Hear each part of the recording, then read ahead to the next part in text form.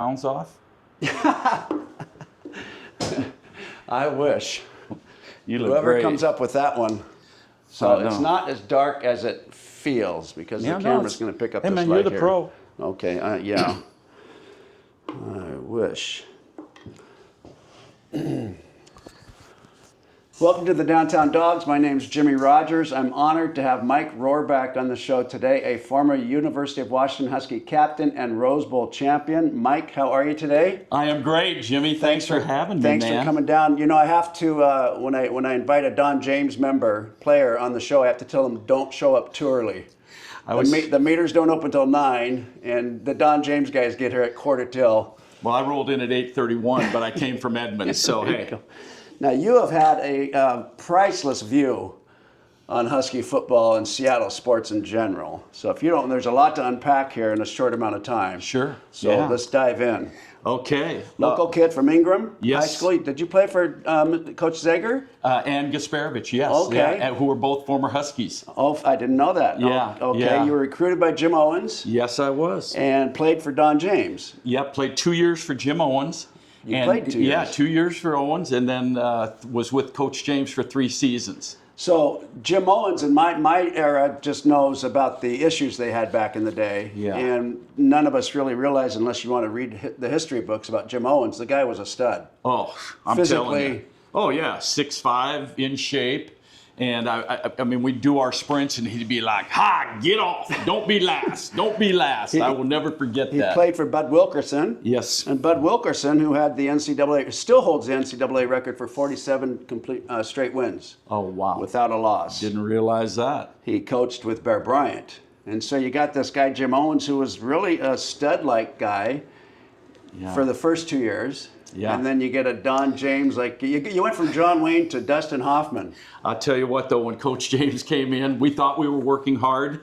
He raised the bar. He did. He raised the Interesting. bar. Yeah. Was the fear factor there with Don James as it was with Jim Owens, or? Way more with Coach James. Is that right? Oh, yeah. So much smaller stature. Yeah, but instilled fear in us. Interesting. But loved him.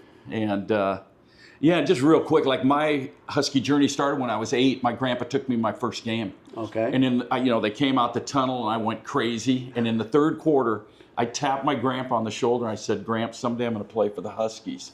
And my grandpa said, "Michael, that's a great dream. Go for it." And now in my work, when I speak to kids, I say, what if my grandpa had said, "Are you kidding me? You know how big you have to be, strong you have to be, fast you have to be?" No, he fueled my dream. And so now I'm just one of those kids who got to live his dream. So can we fast forward to when you actually came out of the tunnel as a player? Yeah. What was that like? Oh, unbelievable. I mean, I have chills right now. Elevated? It's one of the greatest experiences anybody can ever have. And you know that. Mm-hmm. I mean, there's nothing like the tunnel and the chants and the cheers. And now, the team you're voted captain on is a very important team in the history of Don James' his legacy. So you guys were 1-3. Yes. And this is the point where the captains have to step up. Now you're heading to Oregon, is that correct? Yes. And the famous bus ride. Yeah, the bus ride, and I was on that bus, and Coach James pulled over and fired the bus driver. Can you speak to being on a team that's 1-3? What reversed it? What did you have a talk? Did one of the other captains have a talk? Was it Well, the team met, and Warren Moon, who, I mean, amazing individual, athlete, leader.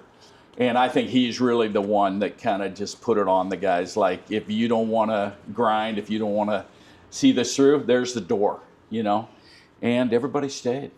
And then we go down there and we whoop them. Yeah. When did Warren give that speech? After the previous loss, or the week before we went to Oregon. So you lost on a Saturday. Yeah. And then did Warren speak to the team Monday? Do you remember if it was? I don't remember what day it was. It was a week before the game, though. Yes. It wasn't in the locker room before. No. Okay. No. Interesting. You were the UW team chaplain. Yes. From 1988 to 2005. Yeah. You won a natty. Yes. Can you speak to the locker room after that national championship? Oh, man. The votes weren't in yet. We voted back, just so everybody knows, there was a vote that took place. Right. Back then. But we felt pretty good about the fact that we were going to be at least co-national champions. And I think it was just a culmination of hard work and a group of guys that just wanted to be great. They ended the season 12-0. And yeah, there was celebration, exhilaration, satisfaction. Now, not to be a Debbie Downer, but you must have also seen the opposite side of that in a locker room, a heartbreak game. Can you speak to that? Well, as a player, I was part of that team that went down and played Paul Bear Bryant in Alabama. Okay. And yeah, that wasn't a pretty one. Let's see, what was the final? 52-0. Okay.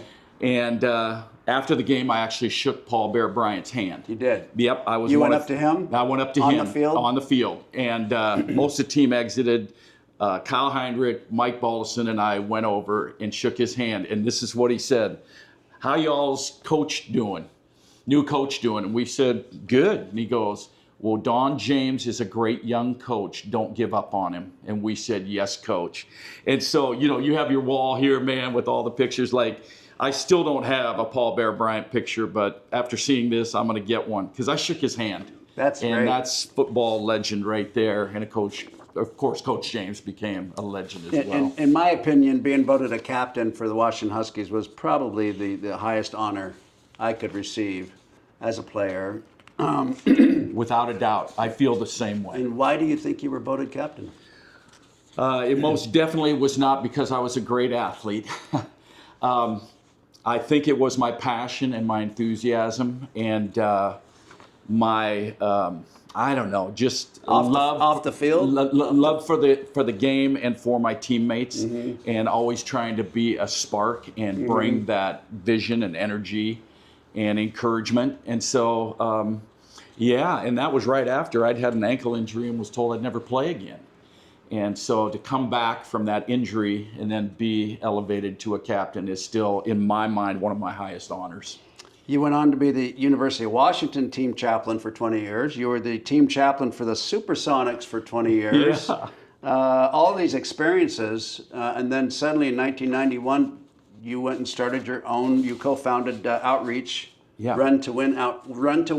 Yes, Run to Win Outreach with my wife Karen. Okay, but that might, before you go on there, was there that moment in your life where you knew that you had seen enough, you had experienced enough, you had heard enough that it was your time to be the guy in charge? Because Don James mentioned that in his book. When he became the head coach, he said, "I had coached with all these other coaches. I know enough." Yeah.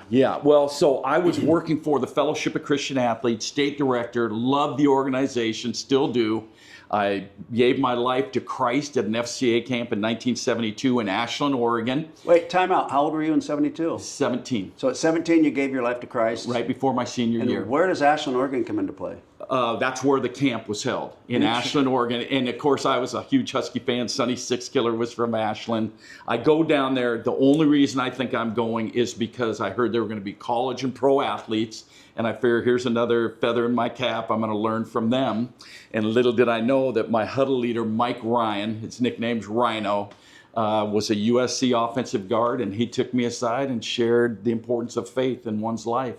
And that's when I made my commitment. And then a few years later, I went back each summer as a leader, huddle leader, and I met my wife at the camp because her dad was there as a coach. So 550 guys at a camp, 10 girls, and yeah. Well, the camps have done very well. I had the statistics here somewhere. Yeah, well, so then you had in 2004 you had over 1,000 campers. Yes. You had 20. You had 48 youth sports camps, and you raised 72,000 for scholarships. That was just in 2004. Yes. So all that to say the FCA story. So in 1991, I felt like I got tapped on the shoulder, and a guy by the name of A.B. Simpson, he was a missionary Christian leader. He said, God is preparing his heroes, and when the opportunity comes, he can fit them into their places in a moment, and the world will wonder where they came from.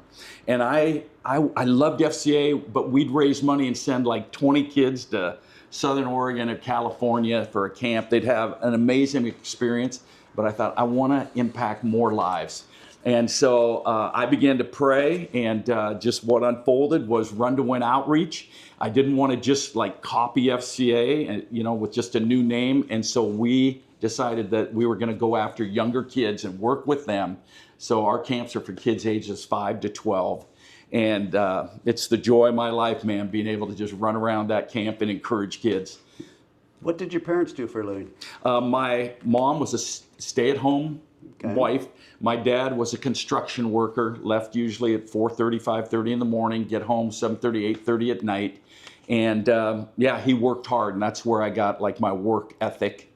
And my mom had trained to be a school teacher, but then had 4 kids, so didn't do it, but she demanded that we have good grades.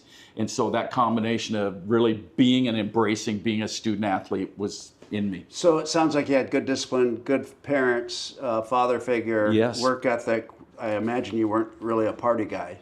I was not Okay. at all. And So, I with took that a being- lot of flack for that. Yeah, I did too. I understand. Yeah. So with that being said, throughout all your years as a chaplain, is there a story about an individual that you saw his life change dramatically, whether it was when he found Christ, or was it a Napoleon Kaufman that went on to be a pastor, or? You know, Napoleon was one of my favorite guys. Okay. And he didn't come to chapel though and stuff. But my view was I'm there for everybody. Guy comes to chapel, that's great. Comes to the Bible study, great. If they don't, that's okay too. Just love on them.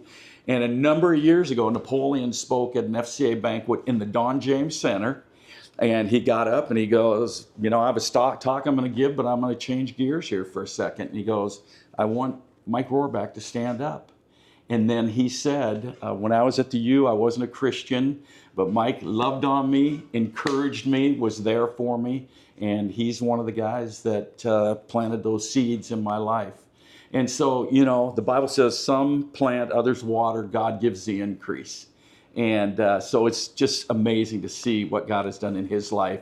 We had him come up. We do a run to win football luncheon in the Don James Center each year. And I had him come up a few years ago and speak. And I mean, it's just awesome. So, we're just trying to play our part, and try to make a difference in even one kid's life. My wife and I just got back from a couple weeks at Kaanapali Beach on Maui. We were on our morning walk. I came around the corner, and this little gal goes, "Coach Rohr." And it was a gal named Brooklyn who's gone to our camps for years up in Everett. And a number of years ago, I said to her and her brother, Gavin, someday I want you to coach at Run to Win. And I try to plant that seed in kids, Okay.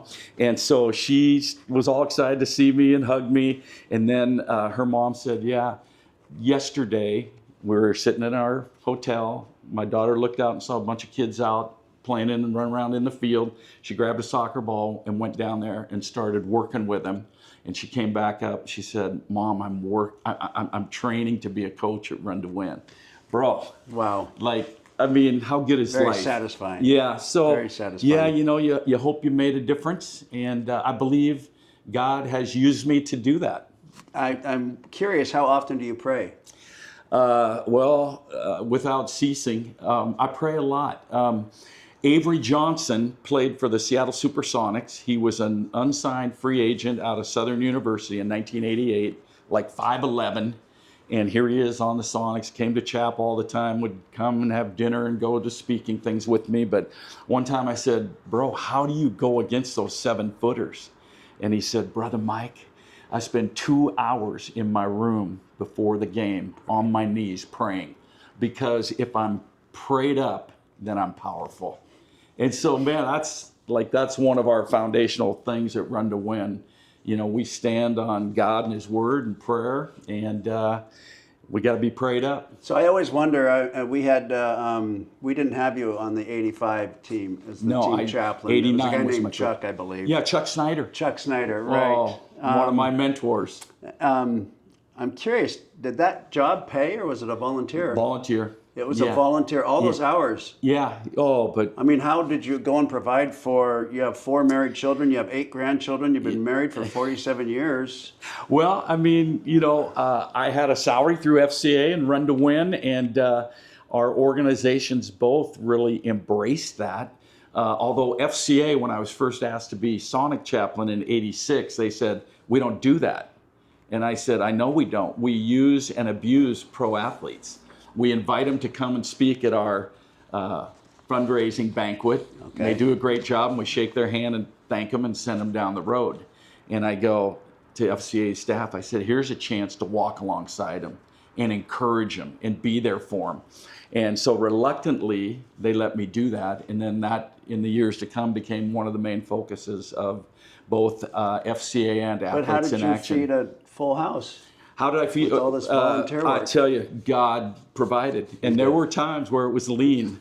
Yeah. And, you know, we just saw God's hand of blessing in our lives, in our marriage. And it's been a beautiful journey. It still is. Let's shift gears a little bit to Husky Yeah. football. Yeah, So let's I go. believe as a Husky, your competition or the guy that lockers next to you, you become friends with, sometimes lifelong friends. So, for example, I went against Bobby Wascom. He was a scout team running back. Right. And we just bang, and you know those drills. Oh, yeah. I mean, Tuesdays and Wednesdays were more violent than Saturdays. Without a doubt. Without a doubt. Yeah. So, because you would say, you're over here, Mike, you're over here, Jimmy, go. Yeah, right. And it's kind of a crazy, who can get crazier. Yeah. So Bob and I became very close. We're still good friends. It's great. Or whoever you lockered next to for Yeah. 3-4 years. Is there somebody like that in your? Well, for me, my best friend is a guy named Mike Baldison. And he Okay. was a linebacker from Tacoma, Wilson High Okay. School. And Baldy and I met in the crew house the first day. And, you know, I was one of those guys, I was kind of going around, introduce myself, and then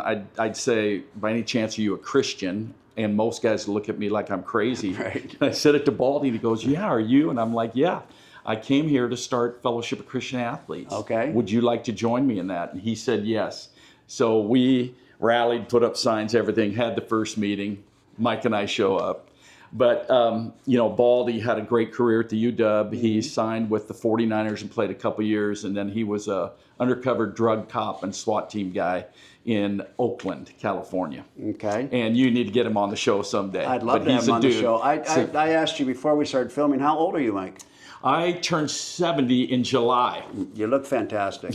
Hey, man, Any fake knees, hips, shoulders? I have everything's original parts. So you're a thoroughbred, because the thoroughbreds, the running backs, these guys that are taking the hit, they rarely have the serious, you know, they may get a Yeah. blown out knee, but I don't know any of them that have replacements. Yeah, no, I know. It's usually amazing. the And- linemen, the linebackers, and yeah, you don't. Well, we had a reunion of our like 78 Rose Bowl team. They honored us at, you know, the third quarter at one of the games a few years back, and we did a little function before. And Jeff Leland, who's also one of my best friends, an Ingram teammate and UW, man, we're one of like 5 guys who hadn't had at least something replaced. So Who recruited you? Which player recruited you when you came to Seattle? And what was it like to be a Seattle guy and you don't get a weekend? yeah, do yeah. you? Well, no. Especially So back then, actually, like I had season tickets from my sophomore year on for football, basketball. Sophomore year in high school. Yeah, in high school, at Ingram High School. And Jim Lambright was in charge of me, so he'd come by and stuff. And that's where I developed just a sense of awe and respect for him. And then had the chance, when I got moved to inside linebacker, to play for him after being outside linebacker with Skip Hall, who to this day remains one of my dear friends. Same. Yeah, so... So who recruited you, and how was that? There wasn't an official weekend? no, there was. There yeah. was, okay. Yeah, Was there there a player that was assigned to you? Back in those days, You didn't have 'em. there really wasn't. Did Yeah. you do anything that really stood out during that weekend? For example, when I came up from Oregon, they took me to Portage Bay, and we went on the Nordstrom yacht. And I'm like, what? Yeah, yeah. We went on a gonna boat. give- you gonna give this had, to me? We had brunch at Jim Owens' house, Oh, you right did? on the cut there, you know, to the left of the okay. stadium, and that was significant. And I had narrowed it down to Washington and Stanford. Went to Stanford on my recruiting trip. Hooked up with a guy, Jeb Church, and Duncan McCall. They were on fire Christian guys, and so found out they had an FCA meeting every week, like 40 guys. I thought this would be amazing to go to. And then when I sat down my last final across the desk from Jim Owens, I said, is there any kind of Bible study or FCA group here? Right. And he said, no, but that's a desire I have for the team. And that's when I felt the tap that here's where I'm supposed to go. And then, like I say, I met Baldy. And then another guy, Bruce Harrell, you know, was, he wore 55, I wore 54, so we lockered next to each other. And Bruce and I developed an amazing friendship, and we prayed every day before practice. And to this day, he remains just an awesome, just a man in my life. And he's done a great job as mayor of the city, and that's enough about politics. Yeah. But he's Fine. awesome. That's Husky talk. He's still. awesome. I love that guy. What was your fastest 40 time? Just under 4'7". Really? Yeah. What'd you weigh? I weighed 232. Oh, that's pretty impressive.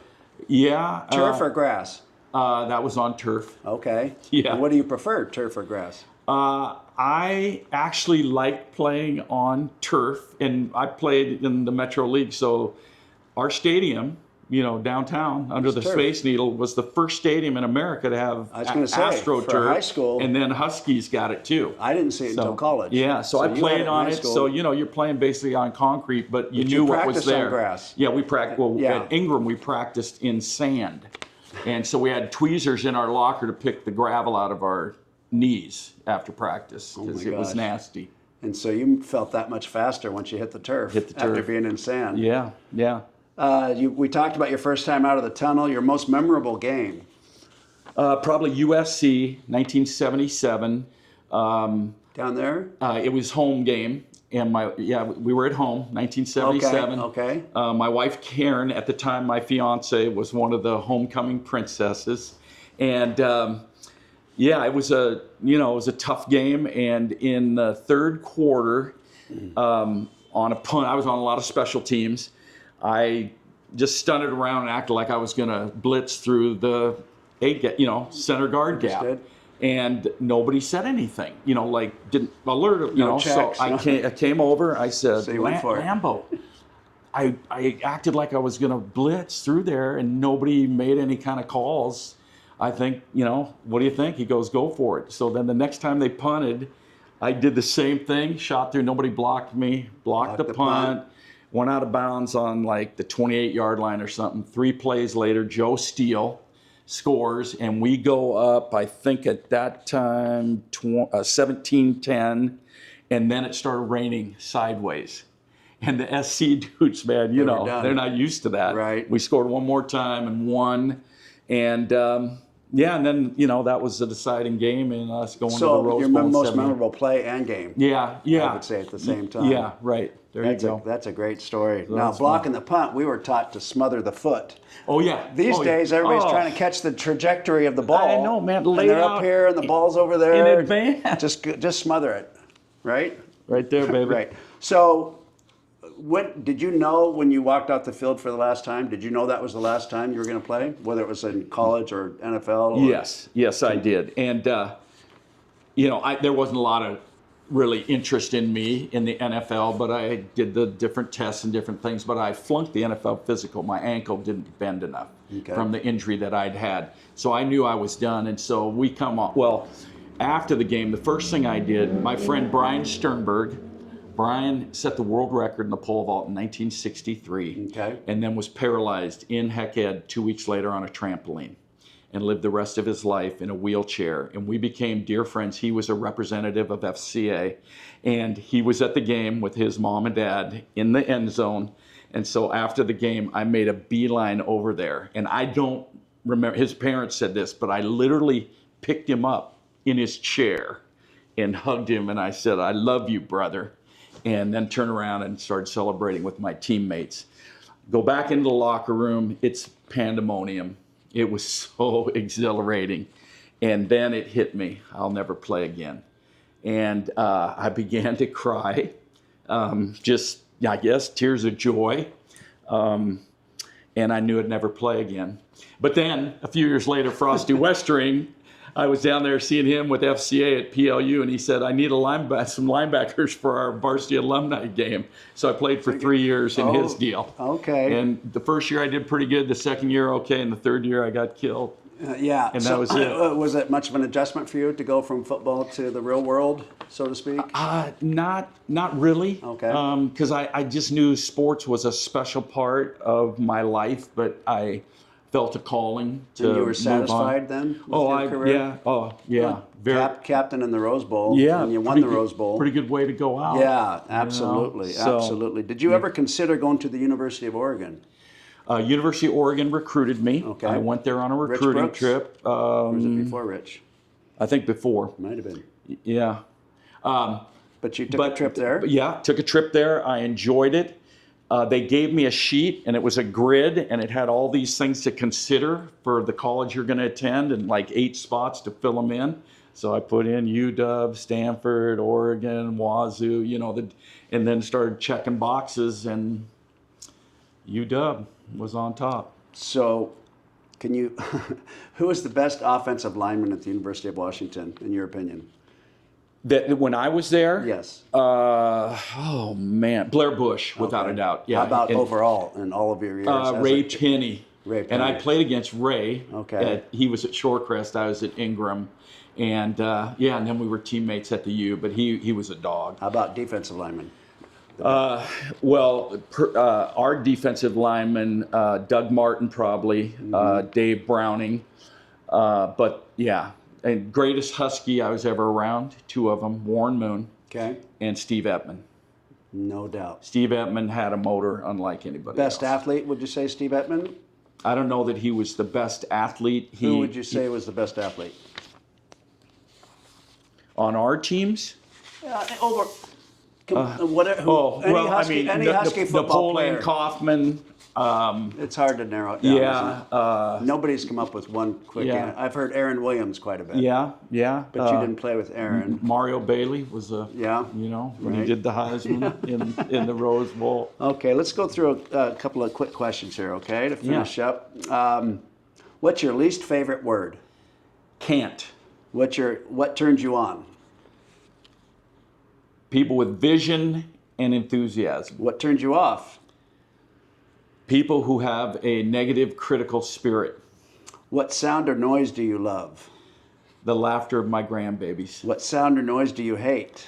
When somebody drops something on the floor, man. I was going to ask you your favorite curse word, but we're not allowed to curse on this show. It's become more popular on TV I don't understand what's going on there, but I don't either. What profession other than your own would you like to attempt? I would have probably been an architect if I hadn't got called into ministry. Interesting. Yeah, my dad was a builder, and I'd just sit around with Karen even before we were married and draw houses. Vince Colby had the same answer. Oh, really? Yeah. Oh, wow.